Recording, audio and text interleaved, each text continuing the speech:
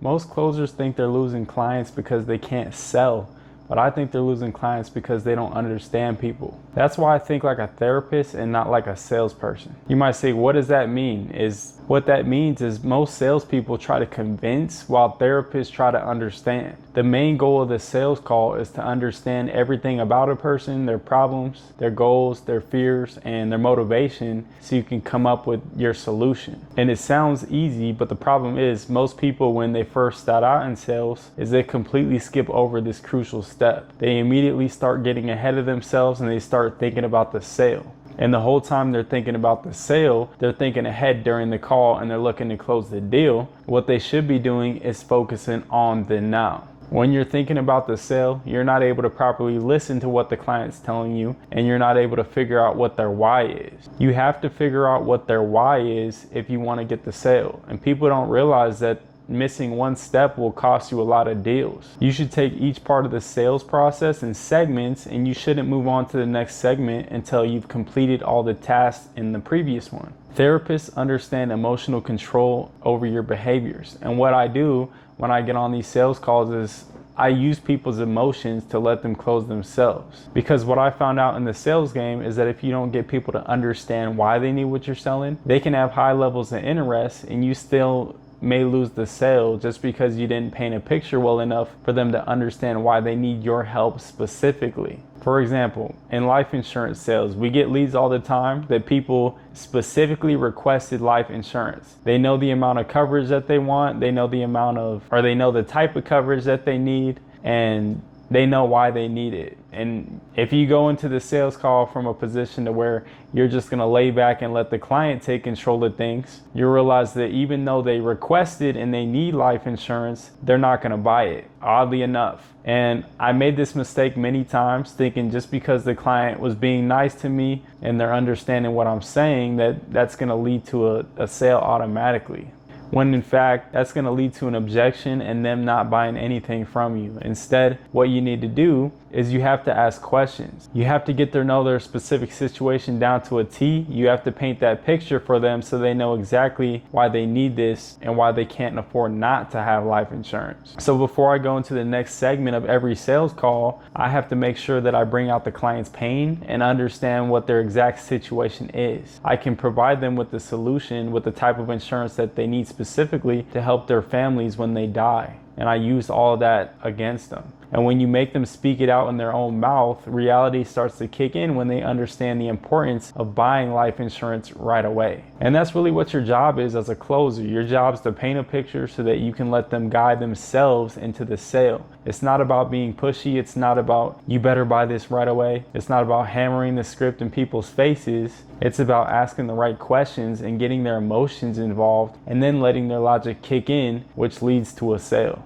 Active listening also creates trust as well. The problem that a lot of closers face is that they're only listening to the client to respond. They're not listening to understand as a therapist would do. And I've seen this every single day where closers get too excited. They're rattling off questions and they're not really consuming what the client's telling them. And at the end of the call, they get told no and they're wondering what the hell is going on. When first of all, they don't remember half the things that they even talked about throughout the conversation, and they damn well didn't use those things to their advantage. And people really like when you remember things that they told you. They like when you're actually listening to what they had to say. There have been many times when I'm not interested in a conversation I'm having with somebody in the meeting, and the thing is, I'm gonna sit back and I'm gonna act like I'm the most interested person on planet Earth. Because that's what really builds trust with the person you're meeting with. Trust, as I always say, is needed if you want to close a deal. Also, therapists dig deeper into the main problem. They go beneath the surface to figure out what the underlying issue is. Like beginning closers, they usually get this step wrong because, they're doing the right things. Like they're asking good questions, but then they move on too quickly. They don't get a good enough analysis and an understanding of what the deeper problem is for the client.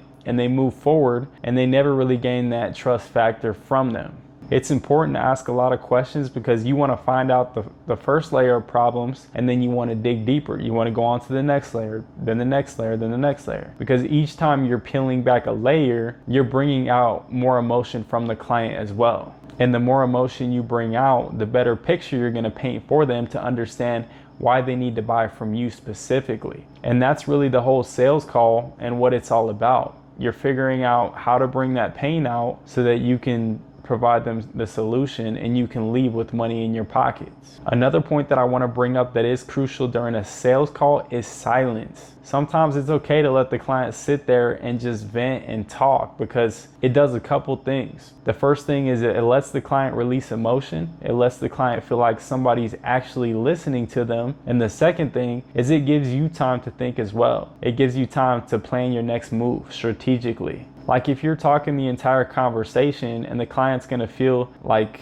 maybe you're going for a hard sell or being pushy, and what that's gonna do is it's gonna push them away. So you wanna interact with them like you're having a one-on-one conversation as they would with a friend. And that's how you're gonna build more trust and close a lot more deals as well. And the final thing is that the best closers change people's lives. And what does a therapist do? They also change people's lives for the better. You wanna be somebody that when the client goes away from the conversation, they're always gonna remember you one way or another. Whether you sold them or not, you're gonna be remembered because you left an impact on them. You're gonna give them some insight that maybe they didn't know before, or some way you're gonna have an impact on how they see things moving forward. And for me, this might be the best part about sales. Like the most gratification that I get out of the meetings that I meet with certain people is that I have great conversations with them, and then I also get the sale. So it's value exchange. They leave the call and they give you a compliment, or they say how you helped them so much, unlike anybody else has done before, and you create a connection with them.